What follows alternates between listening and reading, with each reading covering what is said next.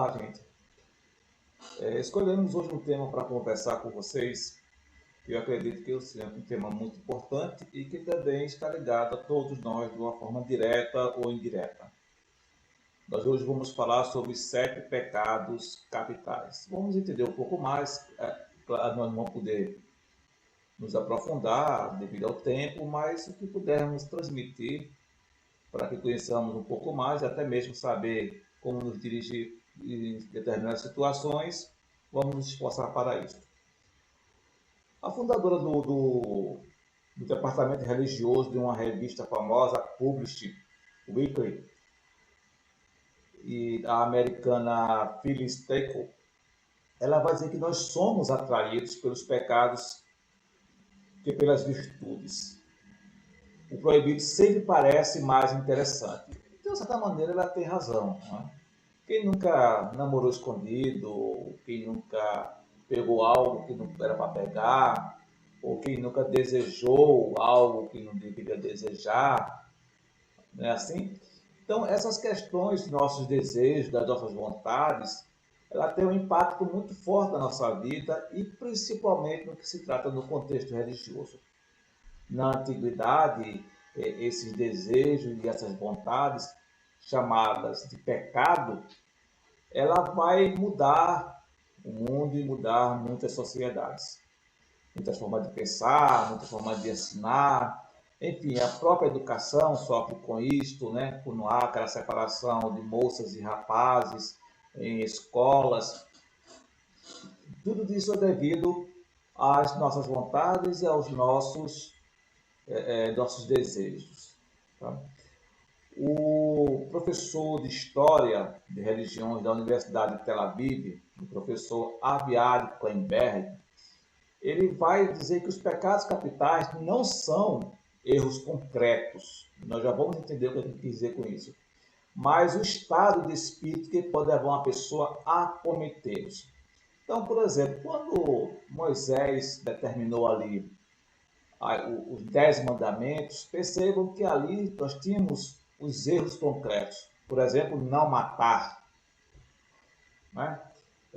Não furtar, não desejar a mulher do próximo, honrar pai e mãe. Então, foram leis que estabeleciam a possibilidade de nós termos esses erros evidentes aí. Mas quando se trata dos pecados capitais, nós vamos ver que eles não são tão concretos assim, como, por exemplo, a gula é um desejo, né? A ira é outro desejo. O professor também de Tel Aviv, né, o professor Aviad Kleinberg, ele também cita que pelo menos 20 anos antes de Cristo, né, o poeta latino Horácio, ele vai apresentar os pecados mais graves, parecido com o que hoje nós conhecemos, tá certo? Isso significa dizer que o cristianismo vai refletir, de certa forma, uma certa sensibilidade que já vinha dos gregos e dos romanos. Vamos entender ali que aproximadamente no século IV depois de Cristo, né, o monge grego Evagrius Ponticus, ele vai separar 8 atitudes mais graves que os cristãos poderiam assumir. Dentre elas estaria a gula, fornicação, avareza, descrença, ira, descorajamento, vanglória e soberba. Já no século VI, por sugestão do monge, tá? Estes males aí, não é, que ele vai separar, ele vai estar justamente nas mãos do Papa Gregório. E o que o Papa Gregório faz? Ele vai utilizar o termo capital no sentido de dizer líder, chefe, cabeça, né? Que em latim significa caput. Então, o termo capital, né? 7 pecados capitais, ele vai derivar justamente daí, de uma nova formação que o Papa Gregório vai adotar. A partir daí, o Papa ele vai fazer uma lista dos 8 pecados capitais. Descrença e desencorajamento, desculpem, eles formaram um só. Tá? Assim como a vanglória e a soberba tornaram-se uma só. A soberba, ela vai ter as suas filhas como o orgulho, a vanglória e a vaidade, que vai estar dentro da soberba. Ele retira a fornicação, a inveja e a extravagância, elas são acrescentadas, porque aí nós vamos ter a vaidade. E os pecados capitais, eles ficam conhecidos por mais de 6 séculos. Então, vocês vejam que isso vai até o século XIII, né? Século XII, XIII, aproximadamente, que já é na Idade Média. Em 1273, o sacerdote Tomás de Aquino, ele vai fazer uma ressignificação desses pecados dentro da sua literatura chamada Suma Teológica. E a religiosa, né, a religiosa Phyllis Tickle, ela vai dizer que Tomás de Aquino transformou os 7 pecados em um conceito totalmente integrado à teologia católica, né? Mas vai ser justamente em Dante Alighieri, no livro, principalmente naquele livro que ele traz as camadas do inferno, né? O livro, agora não lembro, mas eu vou passar para vocês já o nome do livro de Dante Alighieri. Dante vai fazer com que esses temas eles se popularizem dentro do catolicismo. Então, Dante, acompanhando o pensamento de Tomás, ele vai transformar justamente o inferno, né, nesses pecados. Cada pecado tem a sua camada, tem a sua área. E a ideia que Dante nos traz, e também Tomás de Aquino, é que os erros mais graves, os erros menos graves, vão ficar mais próximos de Deus, e os piores mais próximos do diabo, né? Então você vai ver aí que você vai ter um meio termo, né? Então os menos graves mais próximos de Deus e os mais graves mais próximos do diabo. É o pensamento que Dante ele vai nos trazer, já fazendo essa interpretação também de Tomás de Aquino.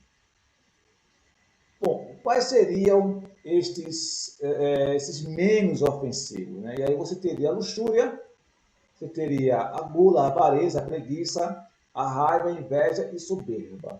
Tá? Então, Tomás de Aquino ele vai agrupar em 3 tipos a soberba. Ele vai dizer que soberba, inveja e raiva, eles são cometidos por amor pervertido. Ele vai entender esses 3 tipos aí de pecados como um amor desviado, um amor desiludido aí. Enquanto que a preguiça, ela vai estar no lugar da insuficiência de amor. A avareza, a gula e a luxúria é o excesso de amor aos bens materiais, é o apego que a pessoa vai ter aos bens materiais. Claro que mais à frente, já na época moderna, Mahatma Gandhi, ele vai também fazer a sua lista dos 7 pecados sociais. Então, enquanto o catolicismo vai trazer os 7 pecados capitais, Mahatma Gandhi, o indiano Mahatma Gandhi, vai trazer os 7 pecados sociais, que são uma política sem princípios, uma riqueza sem trabalho, um comércio sem moralidade, uma ciência sem humanidade, uma colaboração sem sacrifício e um prazer sem consciência e um conhecimento sem caráter. Estas são os 7 pecados sociais que Mahatma Gandhi vai nos trazer. Já em 2008, o Vaticano vai nos trazer uma versão moderna das transgressões que são escritas, né, pelo bispo Gianfranco Girotti. Então, ele vai anular ali a seleção de alguns pontos, mas não significa que ele retire a seleção anterior dada pelo Papa Gregório. E o que é que ele vai ressignificar dentro do processo de 7 pecados capitais, sem anular o que já existe. Ele vai colocar, por exemplo, muito parecido ali com o Mahatma Gandhi, e eu até diria que também seria os 7 pecados sociais do Vaticano, que ele coloca a poluição ao meio ambiente, a manipulação genética, a riqueza obscena, o empobrecimento alheio, o tráfico de drogas, experiências científicas, amorais, né, e violações aos direitos humanos. Então vejam que à medida que passa o tempo e à medida que a sociedade ela se remodela, os pecados e as transgressões, né, ou tanto faz, pecado e transgressão, como queiram, também vão se modificando, né, também vão tomando uma outra noção. Note também que nós começamos a nossa fala trazendo para vocês 8 pecados capitais e que depois foram transformados em 7, porque alguns foram compactados, né, e foi acrescido mais um. E hoje nós estamos falando basicamente de 7 pecados capitais. No entanto, já temos aí o 8º pecado capital, que já eu falo para vocês sobre ele. E vocês, curiosamente, vão ficar espantados com este 8º pecado da nossa contemporaneidade. Então, se nós tivéssemos que começar a falar sobre esses pecados, né, nós começaríamos a falar pela luxúria. Né? Então, começaríamos daqueles que estão mais próximos de Deus, embora sejam um pecado, mas eles estão acima. Né? Em termos medianos, aí, eles estão mais acima na pirâmide de Dante. Tá? E aí, o que seria a luxúria? Né? A luxúria seria um pecado muito mais sedutor. Né? Seria aquele desejo exacerbado pelo sexo, né? O desejo prazeroso do sexo. Né? Na Grécia, o grego Hipócrates, ele já alertava, né, que essa prática de luxúria ela podia consumir perigosamente a energia das pessoas. Né? De fato, né, como vocês sabem, as forças sexuais da alma elas são muito fortes e podem levar a pessoa a grandes desequilíbrios. O professor Philip Goski, né, um professor de religião da Universidade de Iowa, ele vai dizer que considera as consequências para os outros, né, é o menos grave pecado da lista. Né? Então, esse desejo dos prazeres sexuais, de certa forma, na relação com o outro, não traz um prejuízo tão grande assim.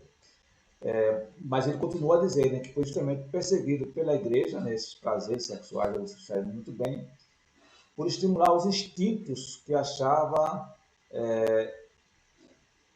a igreja, essencial combater. Por isso que naquela época, assim, o sexo era algo pecaminoso. E era muito grave, né? Principalmente quando se tratava das mulheres. Né? E isto era muito sério, porque a tendência era levar as mulheres, os homens, a determinada luxúria. Né? No século XIII, aproximadamente, ela vai ganhar uma perspectiva, digamos assim, diferente. Né? Com Tomás de Aquino, ele vai tratar a luxúria, né? E estende o termo da luxúria para além dos prazeres do sexo, e vai dizer também que a luxúria diz respeito também às pessoas que se deixam dominar por paixões, né? Por dinheiro, por poder, por comida.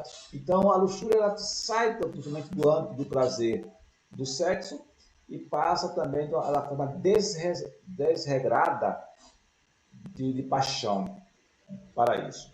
Então, seria basicamente a ideia da luxúria. E o que nós poderíamos entender sobre a soberba? Né? O Papa Gregório I, ele vai dizer que a soberba é o pecado de origem por excelência. É onde tudo começou, tá certo? Que a soberba, ela é, digamos, a rainha dos pecados, que domina totalmente o coração. É claro, tá, que a soberba vai estar ligada ao pecado original. Quando ele cita a história de Adão e Eva, ele trata, diz que Eva, né, ela foi justamente pecadora, tanto ela quanto o Adão, porque eles pecaram contra Deus, né? E vão justamente desobedecer a ordem de Deus e provar daquele fruto da árvore proibida. A definição da soberba, né, como pecado capital não é nova, né? Vai ser inspirada ali na Grécia clássica, entre os gregos, e Santo Agostinho, já na Idade Antiga, vai citar que a soberba é o amor de uma pessoa pela própria excelência, né? Quer dizer, pelo amor assoberbado, tá certo? E esta soberba vai trazer aí, né, a presunção, a vaidade e vanglória. É claro que, se nós formos pensar direitinho, talvez no início do mundo, da criação, já tenhamos tido aí, né, a soberba, talvez aí a luxúria, né, porque o despertar do sexo, né, desse prazer aí. E olha que Adão e Eva, eles foram expulsos, né, do paraíso só porque comeram a fruta proibida, né? Vocês já imaginaram se Eva chega para Deus e diz: Deus, é o seguinte, eu estou grávida. Já imagina o que ia acontecer? Né? Eu só espero que nessa história Deus não pergunte de quem é o filho, né? Até porque não faz muito sentido, já imagina Adão e Eva e Deus perguntar de quem é o filho? Não tem muito sentido. Se eles foram expulsos porque comeram a fruta, né? Se Eva engravida, não sei, eu acho que ele acabaria o mundo antes mesmo da era de Noé, né? Mas acredita-se que essa soberba do pecado original tenha sido um dos motivos muito fortes. E a preguiça, gente, né? Falar a verdade, né? Falar da preguiça. Eu fico imaginando as vezes que da manhã ou da madrugada que começa a chover e começa a bater aquele frio, a cama quentinha e você tem que levantar para trabalhar. E quando você não tem, por exemplo, um carro, né, tem que pegar ônibus e sabe que as ruas, principalmente daqui de onde nós moramos, são todas elas alagadas, aquele empurra, empurra e você diz assim, poxa, sair dessa cama tão quentinha, ou por exemplo, mesmo uma tarde, que você está descansando ali em paz, né? Os gregos, eles não falavam de preguiça, eles falavam de ociosidade, né? A ociosidade no sentido de poder desfrutar dos pensamentos, das reflexões, tem essa chamada ociosidade produtiva, né? Só dando uma pausa aqui, o nome do livro de Dante Alighieri, que eu há pouco tinha esquecido, chama-se A Divina Comédia. Né? Então, a Divina Comédia de Dante Alighieri. Né? Eu consideraria vocês lerem. É fantástico o livro, ele nos dá uma perspectiva maravilhosa. Né? Mas voltando aqui à preguiça, não era bem assim, né, que a igreja via a preguiça. Né? Mas, afinal de contas, por que havia essa preocupação de algo que parece tão inocente, né? De algo que parece inofensivo? Tá certo? Bom, porque geralmente a preguiça estava relacionada com algo espiritual. Essa preguiça voltada para o espírito falava-se da incapacidade que o indivíduo tinha de se importar com o próximo. Talvez hoje, né, diante dessa situação que estamos vivendo mundialmente, essa preguiça esteja, digamos, mais forte, mais presente aí, né? Essa questão de se importar com o outro, a procrastinação, e a procrastinação é aquela que você deixa tudo para depois. Não, depois eu faço. não, tranquilo, depois eu faço, não tem pressa mesmo, né? Não, deixa aí, depois eu faço. E esse depois eu faço, e o que é uma moeda de 1 centavo, daqui a pouco está em R$ 1.000, né? No sentido não de moeda, mas de trabalho. Essa aqui é a realidade. E também causa no indivíduo uma certa sensação de autopiedade, de letargia. Né? Aquela letargia, você sabe, aquela coisa morosa, devagar. Isso impacta, claro, é evidente, né, na questão chamada trabalho, né, já que o trabalho tinha como lema, tem como lema, o trabalho dignifica o homem. Embora que pareça que lá no início do mundo, né, na criação, não era bem isso, né, porque Deus deu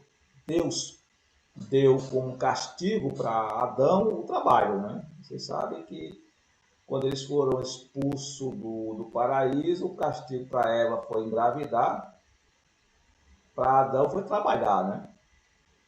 E para a serpente foi rastejar. E aí você vê que o trabalho lá no início parece, né, ironicamente, que era um castigo. Né? E a preguiça tornou-se um pecado para isso aí. Né? Justamente porque como o trabalho dignifica o homem, tem que se alimentar do próprio suor, a preguiça vai de encontro ao mandamento de Deus, na ordem de Deus. Né? O cientista político Hugo Sir, que é professor da Universidade de Quebec, ele vai dizer que a preguiça é uma morfina espiritual, doce, mas venenosa a longo prazo. E é verdade, quando você vê, tanto que hoje na contemporaneidade nós temos os casos de doenças, né, por, digamos assim, por a pessoa não fazer atividade, não se movimentar, né? E essas comorbidades elas vão ficando cada vez mais graves. Né? No início é gostoso, né? Aquela delícia, você descansa, o corpo muitas vezes pede que você descanse, mas com o passar do tempo vai ficando algo, digamos assim, insuportável. Né? Então, a preguiça ela tem essa característica, sem contar que traz outros malefícios. Né? Mas de todos os pecados capitais que nós podemos lembrar, né, e comentar, nós não nos ofendemos tanto quanto quando somos chamados de invejosos. Você só pode até nos dizer que somos preguiçosos, que nós temos luxúria, temos soberba, né? Sou orgulhoso, tenho ira, raiva. A gente não se aborrece tanto, mas quando você diz para uma pessoa que ela é invejosa, nossa, a inveja realmente é algo detestável por todos nós. Né? Se você fosse fazer uma pesquisa e aí a pergunta fosse: você é invejoso? Possivelmente a maioria das pessoas iriam dizer que não era invejosa. Né? Ela, ela não fazia parte da sua vida. Né? Então veja que até o século IV, né, e aí nós estamos falando da época já de Santo Agostinho, a inveja ela não fazia parte da lista original dos pecados. Né? Talvez o pessoal da antiguidade, né, não fosse invejoso, não sei, mas não fazia parte da lista. Né? O Papa Gregório I ele vai incorporar aí no panteão, né, do mal, ali no ano 590 aproximadamente, né, com o nome de invídia. Né? Invídia, o nome invídia, né, em vez de inveja, invídia, era o nome da deusa romana que envenenava tudo à sua volta. Né? Então, tem uma ligação muito parecida, né, com a serpente aí da época de Adão e Eva, né, do paraíso. Né? Então, a serpente ela tinha uma certa inveja, não sei de quem que ela tem inveja aí, mas a deusa romana teria esse nome. Né? Então, o ensaísta Dorothy Sayers, ele vai dizer que a inveja é um grande nivelador. E é verdade, né? Porque se a inveja não nivela por cima, né, ela vai nivelar por baixo. Significa dizer que tanto as classes altas como as classes mais baixas, nós temos pessoas invejosas. Né? E nós temos uma relação maior, nós temos uma relação da classe baixa com o inveja do pessoal da classe alta e da classe alta com inveja da classe baixa. E ninguém vai dizer assim, mas o pessoal rico vai ter inveja dos pobres? Vai ter inveja dos pobres. Não vai ter inveja da condição social dele. É claro que não vai ter essa inveja, né? Mas vai ter inveja no sentido de poder a camada mais pobre ser mais divertida, ser mais alegre, poder sair, curtir melhor nisso aí. E dentro da própria classe pobre, ter os invejosos. Não é? Então, quem nunca, né, teve um vizinho que tem inveja da sua casa, do seu marido, da sua esposa, dos seus filhos, ou do carro que você tem, né? Você quer saber se uma pessoa que gosta muito de você ou que está sempre do seu lado ela é invejosa? Chega para ela e diz que você está super bem, que você está ganhando muito dinheiro, que você vai comprar um apartamento na beira-mar e que você vai poder viajar para o exterior 2 vezes por ano e repara o que ela vai te dizer, né? E de repente ela vai dizer, mas isso não dura para sempre, né? Geralmente as pessoas dizem isso, né? Isso não dura para sempre, né? Mas cuidado, está caindo tanto avião, os apartamentos ali, mas está tão caro, né? Não sei se é bom, a praia está enchendo, ele surge. Então, essas pessoas elas colocam tanta coisa ruim no teu prato, no teu desejo, que você olha assim para ela, você já percebe que ela é uma pessoa invejosa. Né? E talvez você que esteja me escutando não seja uma pessoa invejosa. Ou será que eu estou enganado? Ou será que você não tem inveja de estar aqui no meu lugar para falar? Eu espero que não, tá, gente? Porque quando se trata de uma palestra onde você tem que se expor e falar de tudo aquilo que faz parte da sua vida, faz parte de você, eu acho que não é bom você ter inveja, não. Né? Mas é bom você tomar cuidado. Porque de repente a inveja vem de todos os lados, como falou aí o Dorothy Sayers, né? De uma forma ou de outra, a inveja ela vai estar presente, vai te cutucar, tá? E principalmente quando você deseja alcançar o outro, né? Claro que quando você deseja alcançar o outro sem ter a intenção de prejudicá-lo, não é? Na verdade, isso é um estímulo para você conquistar. Né? Então, vamos fazer uma separação. Né? Então, quando você olha para uma pessoa bem-sucedida e você diz assim, poxa vida, um dia eu vou chegar onde ele está. E aí você se esforça, trabalha e quer almejar, tem aquilo como objetivo, estabelece metas, isso não é inveja, né? Isso é um estímulo para que você possa sair de onde você está e possa melhorar. Mas imagine agora nessa mesma situação que você diz, eu gostaria de estar onde ele está, e começa a produzir situações para que aquela pessoa caia de onde ela esteja. Isso é inveja, né?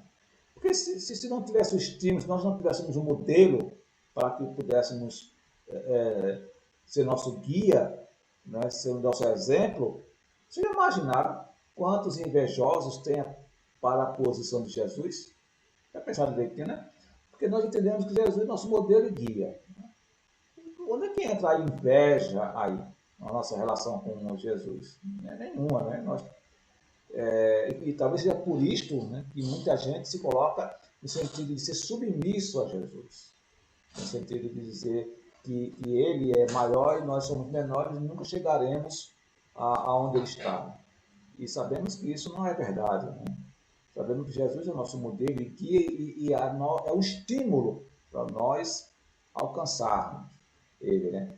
E vocês sabem, quando a gente fala alcançar ele, é no sentido apenas do Cristo. Né? Porque imagine que quando chegarmos na posição que hoje Jesus ocupa, ele vai estar bem mais à frente de nós. Né? Eu lembro que uma vez perguntaram a Divaldo qual seria a distância em termos de evolução de Jesus para Deus.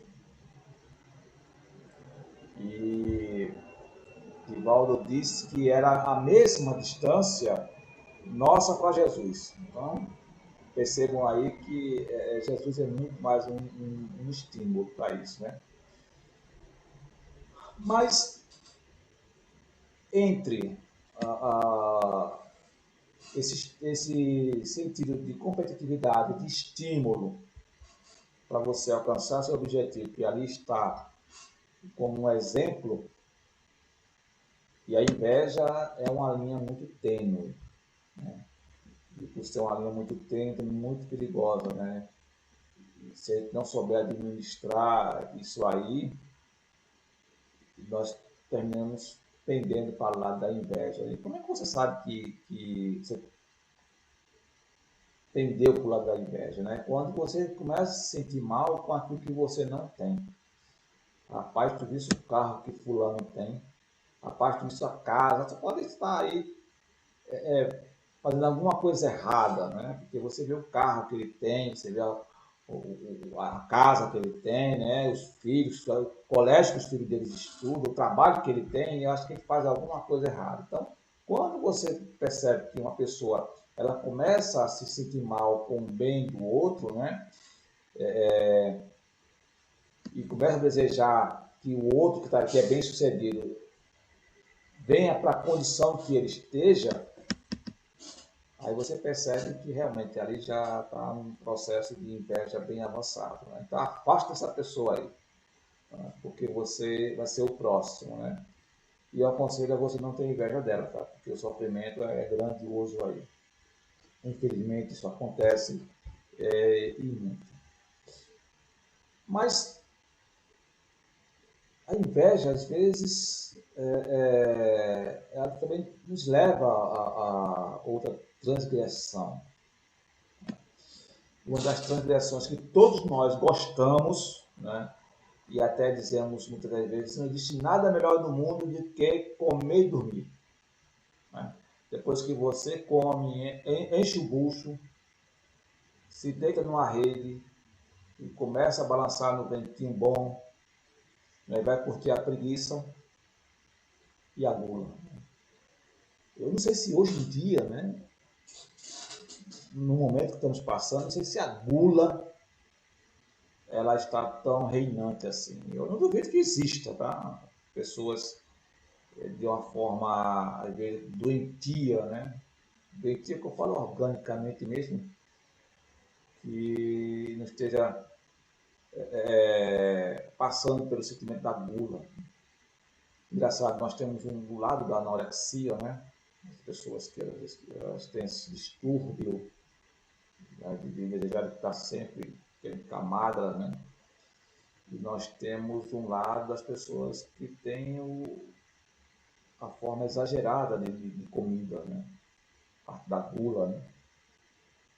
E aí o que vai acontecer aí? A gula ela é um tipo de pecado que ela muda conforme a época. No momento, eu acho que agora, nesse período, nessa década, agora, da década passada para essa década agora, eu acho que nós não estamos vivendo tanto no momento da gula, mas nós estamos vivendo um momento das pessoas que querem manter um corpo saudável. Não sei bem o que significa ter um corpo saudável, porque se estabelece padrões e a gente vê pessoas que são tidas como sobrepeso e elas vivem muito bem, obrigado. Né? Vocês lembram muito bem que no ano passado, uma das pessoas, uma das categorias que estava na linha de perigo, né? da Covid, né? Eram as pessoas obesas. Ainda hoje né? No momento ainda pessoas que têm sobrepeso, elas estão correndo determinado certo risco mais do que outras, né? Por questões de taxas aí de colesterol, né? E outras. Isso que não significa dizer que não tenha pessoas gordas, né, que não sejam saudáveis. Tem, né? Então vai ser de, de época, de cultura, né? De tempos em tempos, né?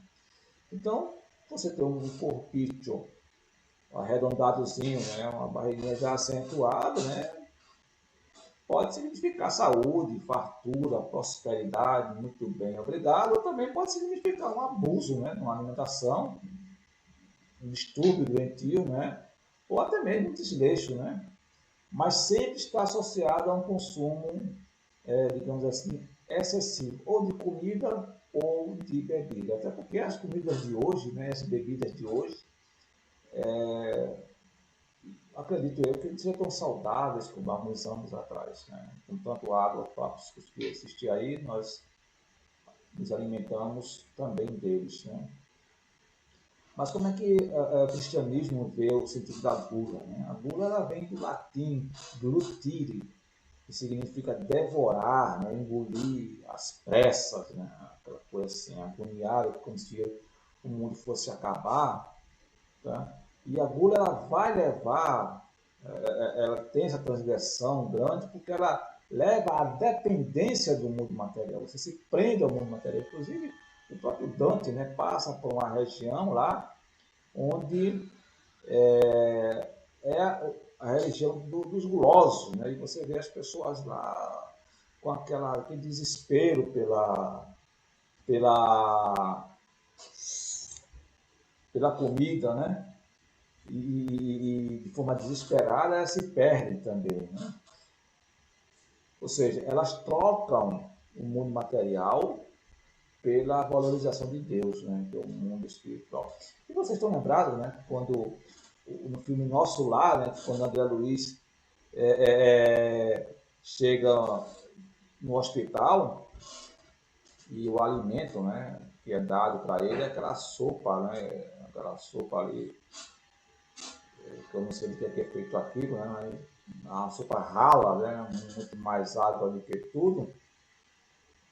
Você já imaginou uma pessoa que tem um distúrbio da comida, né? Chega no hospital daquele e dá um prato daquele para ela comer, aí tem desespero, né? Eu lembro que alguns anos atrás eu soube de um caso de um desencarne de uma pessoa que ela tinha um distúrbio muito forte da gula, né?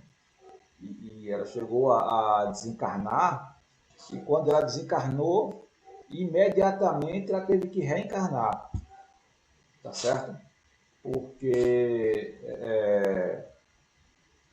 o perispírito dela estava tão perturbado, estava tão desequilibrado, né? Estava tão necessitado de alimentos materiais que ela não podia permanecer no plano espiritual, porque isso ia perturbar mais ainda, né, seu estado. Então ela desencarnou e reencarnou, né, chamadas reencarnações compulsórias, né, devido a esse distúrbio que ela tem. Né?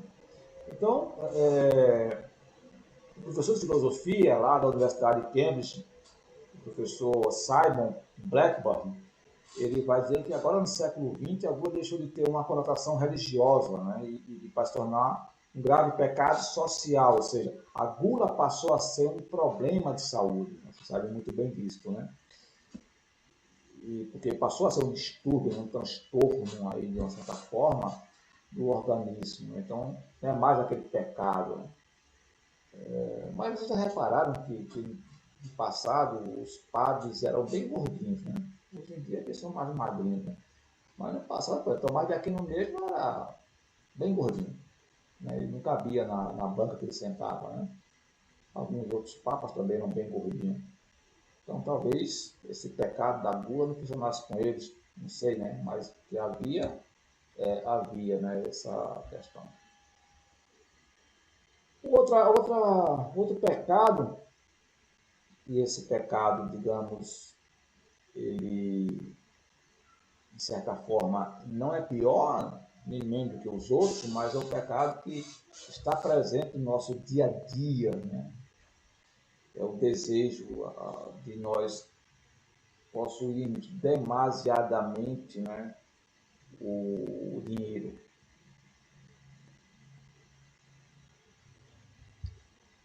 E aí eu estou falando da avareza. Você juntar dinheiro com um objetivo, né, ele é benéfico, né, porque trata-se dessa organização, desse planejamento. Né, você juntar dinheiro para que ele fique guardado enquanto você passa necessidades, quer seja de alimento, quer seja de saúde, e você não quer gastá-lo, então aí nós temos um grande problema. Né? E com isso, né, a Phyllis Dickoff, né, que eu falei para vocês,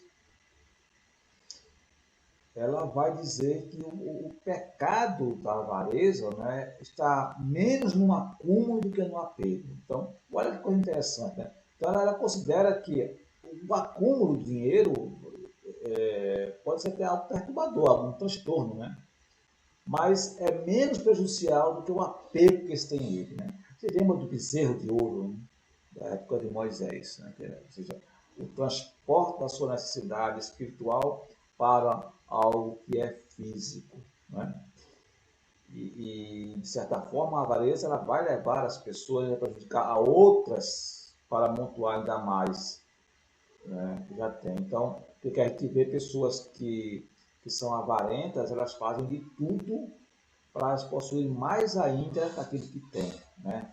E não pensam no outro, não. Né? Então, para ela, o pouco está se lixando. Né? E aí você vai ver que a avareza ela vai trazer para si outros pecados, né? Daí, né, da soberba, né, da luxúria também, aí nós vamos ter, né? Então, nós vamos ter a avareza como um pecado desenfreado da riqueza, né, e de status também. Né?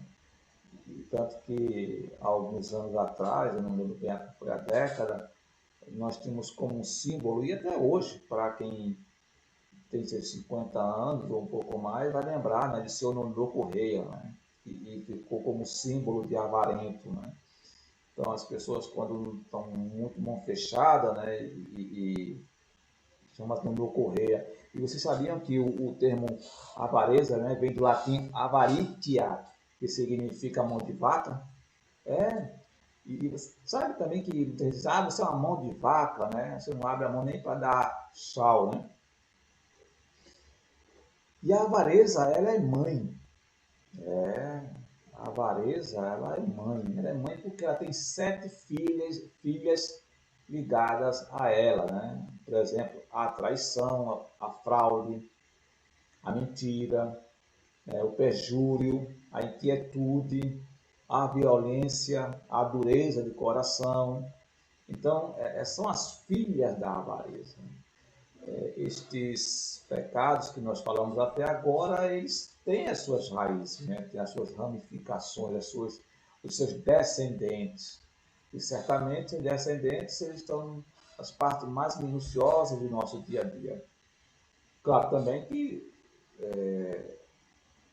pelo menos eu não conheço, né, ninguém que tenha os 7 pecados capitais.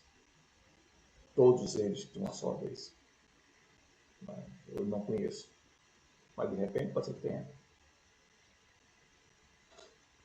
Geralmente um ou outro, né? Às vezes tem 2, 3, mas os 7, um pouco provável. Mas a avareza, nós estamos vivendo uma época hoje que as pessoas estão morrendo de fome. Né? E temos também um momento que as pessoas estão sendo bastante solidárias, né, com isso. Né? A avareza também ela está ligada aos gananciosos, né, aos mesquinhos, né, os egoístas também, os corruptos, os ladrões, né? Até mesmo as pessoas com ciúme excessivo, né? Ou seja, de posse, né? de desejar só para ela aquilo que ela quer, de uma maneira desenfreada. Né? E é muito perigoso isso, né? Muito perigoso. Bom, nós chegamos agora em um pecado em que eu acho que esse pecado ele é muito antigo. Né? Eu diria que esse pecado ele é desde o momento da criação. Tá? Eu penso até que a partir da historicidade bíblica, né, Deus tenha cometido este pecado. Né? E olha que ele não cometeu esse pecado uma só vez, não, viu? Por exemplo, quando ele promoveu o dilúvio, né? quando ele derrubou a Torre de Babel, quando ele queimou Sodoma e Gomorra, né? Quando ele expulsou Adão e Eva do paraíso, né? E o professor Jack Miles, no livro chamado Deus, né, uma biografia, ele vai dizer que Deus é destruidor tanto quanto criador. Né? Então, quando a gente lê o Antigo Testamento, nós vamos perceber ali que Deus tem a sua raiva, a sua ira ali em cima. E parece que isso é contagioso, né? E é genético também. Por que eu estou dizendo que é contagioso e é genético? Porque, considerando Jesus filho de Deus, Jesus parece que teve um excesso, né, de ira, de raiva, quando derrubou ali as barracas dos comerciantes no templo, né, contra a Bíblia. Né?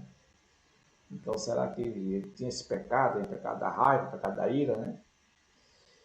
E decorrente disso, a raiva leva ao genocídio. Né? Eis aí os campos de concentrações, né?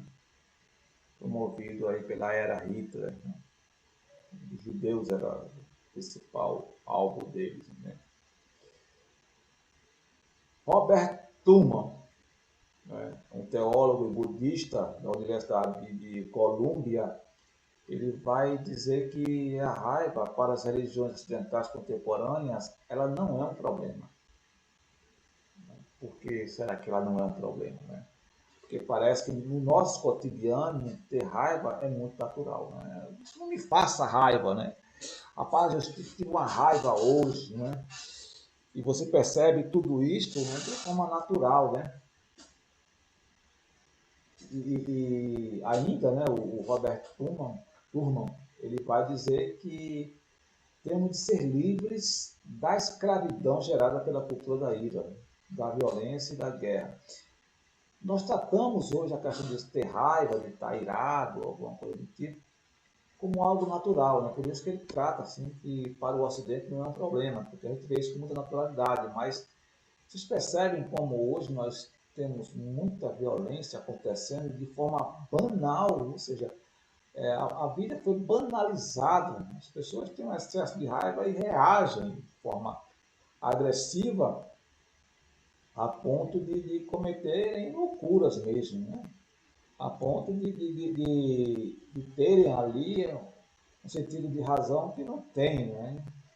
A raiva domina, às vezes, o bom senso, né?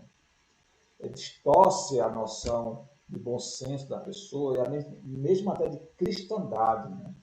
De uma maneira tão forte que quando o momento passa, as pessoas não sabem o que fizeram, né? Ou se arrependem do que fizeram. Né?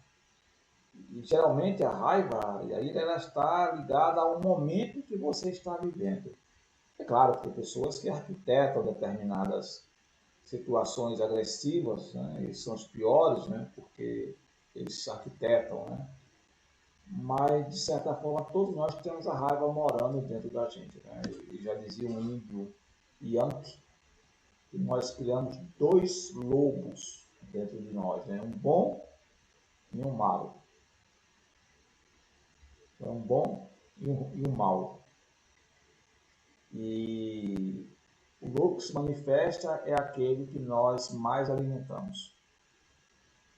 E certamente uma boa parte dessa alcateia que nós alimentamos é uma alcateia de lobos não muito bons. Né? Então nós chegamos aí ao fim dos 7 pecados capitais, tendo uma noção bem geral sobre eles, né? Não temos interesse que é fazer aprofundar isso aí. Eu queria indicar para vocês, antes de fecharmos, um livro de Tomás de Aquino, que foi traduzido pelo professor Luiz Jean Lohan, chamado Sobre Ensino e os 7 Pecados Capitais. É este livro aqui, que vocês, deixa eu colocar aqui de uma forma que vocês possam ver, é este livro aqui, ó. Tá vendo? Tomás de Aquino, Sobre o Ensino e os 7 Pecados capitais, que ele faz uma descrição ele faz uma descrição dos pecados de uma maneira bem tranquila, de uma maneira bem producente, né? E vamos dizer assim, bem legal mesmo, que a gente vai entender, né? E vai ampliar os nossos conhecimentos. Por fim, lembra que eu falei para vocês que nós temos o oitavo pecado capital? O oitavo pecado capital da nossa contemporaneidade, né? É a traição. Nietzsche, né? Friedrich Nietzsche, o alemão filósofo, ele vai dizer que a memória do ressentimento é uma digestão que não termina. Então, aliado à raiva, né, você tem o oitavo, que ela vai atrair para você a traição, né, pela traição. Então, a traição é o oitavo pecado capital, né, e vocês podem saber muito mais a partir do livro da autora Isabel Tacha, da editora Celebres, que foi publicado em 2002, com o nome O Oitavo Pecado Capital. E aí vocês vão saber mais sobre o que significa. E fechando assim, agora finalizando mesmo, nós vamos passar para vocês de uma maneira bem rápida, que todo lado da moeda, toda moeda tem dois lados, né? Então nós falamos de um lado da moeda e agora vamos falar do outro lado da moeda, que são as virtudes capitais, né? Então, 7 pecados capitais, 7 virtudes capitais. Então, nós podemos dizer que para a ira ou a raiva, nós temos a paciência. Para a inveja, nós temos a caridade. Para a preguiça, nós temos a diligência.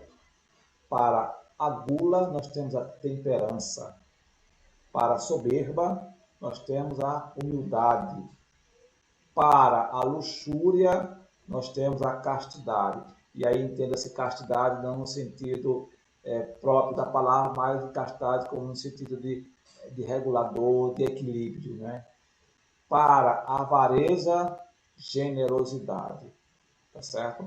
Então, essas virtudes capitais, elas foram muito difundidas na Europa, né, durante a Idade Média, né, em contraposição aos 7 pecados capitais, e também porque foram inspiradas no poema épico, né, escrito pelo poeta cristão Aurélio Clemente, né, Prudêncio, ali no século IV da Idade Antiga, né?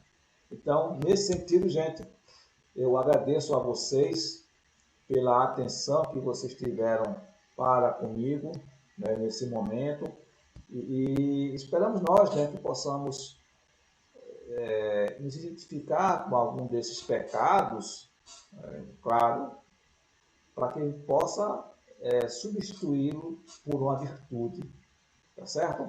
Então eu desejo a vocês muita paz, muita luz e agradeço pela sua assistência. Até logo, até breve. Tchau.